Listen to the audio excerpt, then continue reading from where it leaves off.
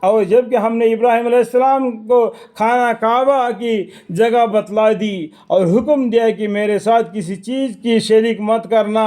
اللہ کے ساتھ برابر کسی کو نہیں ٹھہرا دینا، ایک اللہ کا عبادت کرنا، اور میرے اس گھر کو طواف کرنے والوں کو نماز میں قیام و رکوع سجدہ کرنے والوں کے واسطے حسی و امعاز نجاست سے پاک رکھنا،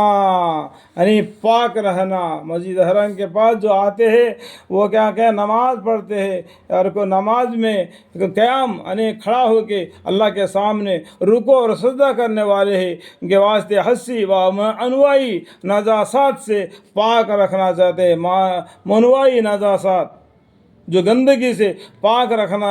اور ابراہیم علیہ السلام سے یہ بھی کہا گیا کہ اے لوگوں میں حج کے فرض ہونے کا اعلان کر دو، یعنی کعبۃ اللہ بنانے کے بعد میں ابراہیم علیہ السلام کو اللہ تعالیٰ نے بلا دیا، لوگوں کو آواز سے بلاؤ حج کرنے کے لیے کہ وہ دو جس کو سے یہ لوگ تمہارے پاس حج کو چلے آئیں گے، پیدا بھی اور پیدل بھی چل کر آئیں گے، اور جو اونٹیوں پر سفر کر کے مارے دہلے ہوں گے یعنی اس کے اونٹیوں پر بھی سفر کر کے والے آئیں گے۔ سفر کرنے کی اتنا لمبا سفر کرنے والے ہونے سے مارے دبلی ہو گئی ہوگی، اور اونٹیوں پر بھی جو کہ دور دراز راستوں سے پہنچے ہوں گے، تاکہ اپنے دینی اور دنیائی فائدے کے لیے دین اور دنیا کا فائدہ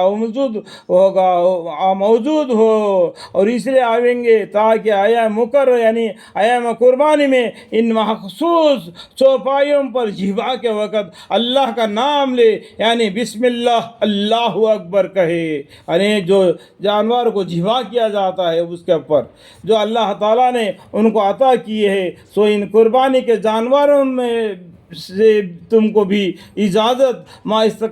حباب ہے کہ کھایا کرو، اور مستحب یہ ہے کہ مصیبت زدہ محتاج کو بھی کھلایا کرو۔ پھر لوگوں کو چاہیے کہ اپنی میل اپنا میل کچل دور کر دے، یعنی حج کے پاس جا کے اپنا دل کے اندر جو میل کچل ہوتا ہے ان سب کو دور ہو کے جب پاک بدن لے کے جس طریقے سے ماں کے پیٹ میں ابھی پیدا ہوا اس طریقے سے، اور اپنے احباب کو پورا کرے، اور انہی ایام معلومات میں اس معمون گھر یعنی خانہ کعبہ کا طواف کرے، پاک دل سے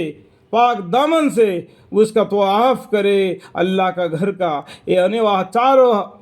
کونے برگ ہے، چاروں طرف بھی کعبہ کے طرف مول کر نماز پڑھ سکتا ہے۔ یہ بات تو ہو چکی، اور جو شخص اللہ تعالیٰ کا محترم احکام کی واقفت کرے گا سو یہ واقعت کرنا اس کے حق میں اس کے رب کے نزدیک بہتر ہے۔ اللہ کے واقعیت کے نہیں، اللہ کے بتلائے موافق وہاں پر اپنا برتاؤ کرنا، چال چلن کرنا وہ بہتر ہے۔ اور ان مخصوص چوپائیوں کو باستنا ان بات کو جو تم کو پڑھ کر سنا دیے گئی ہے تمہارے لیے حلال کر دیا گیا ہے، کیا تمہارے لیے حرام ہے کیا تمہارے لیے حلال ہے، ان جانوروں کے بارے میں تم کو پہلے بتا چکا ہے، قرآن میں 4 جگہ پر بتلا دیا کون سا چیز تمہارے لیے حرام ہے۔ تو تم لوگ گندگی سے یعنی بتوں سے بالکل کنارہ کشی رہو، اور جھوٹ بات سے گناہ کنارہ کشی رہو، یعنی بتوں کی عبادت کرنے سے کنارہ کشی رہو، اور جھوٹ بولنے سے بھی کنارہ کشی رہو، اس طور سے کہ اللہ ہی کے طرف جھکے رہو، اللہ کے طرف جھکے رہو، اور اس کے ساتھ شریک مت ٹھہراؤ، اور جو شخص اللہ کے ساتھ شریک کرتا ہے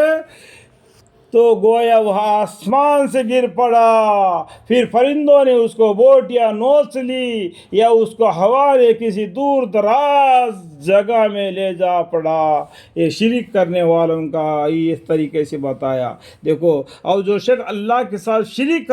کرتا ہے تو گویا وہ آسمان سے گر پڑا، تو کیا ہے پھر کتنا بڑا اونچا آسمان ہے، وہاں سے گر پڑنے کے بعد کیا ہوگا؟ پھر فرندوں نے اس کو بوٹ یا نوچ لیے، یا اس کو ہوا نے کسی دور دراز جگہ میں لے جا پٹکا، اللہم اغفر لی۔ شرک کرنا اتنا بڑا بھاری گناہ ہے، اسے ہم سب کو حفاظت فرمائے، آمین۔